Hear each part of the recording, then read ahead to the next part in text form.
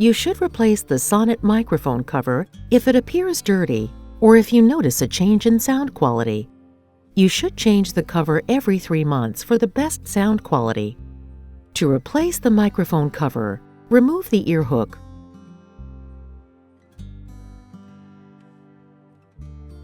Pull the microphone cover off the control unit from the front using your fingernail. Insert the pins of the new microphone cover into the recesses in the control unit. Make sure both pins are in the control unit. Carefully snap the microphone cover onto the control unit. Reattach the ear hook and use the ear hook pin to lock the ear hook in place.